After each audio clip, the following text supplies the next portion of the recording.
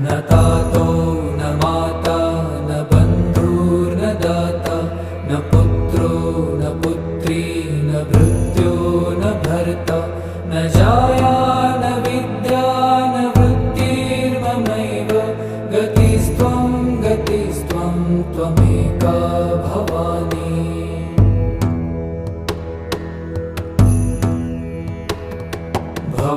भवाब्धावपारे महादुःखभीरु पपात प्रकामी प्रलोभी प्रमत्त कुसंसारपाश प्रबद्ध सदाहं गतिस्त्वं त्वमेका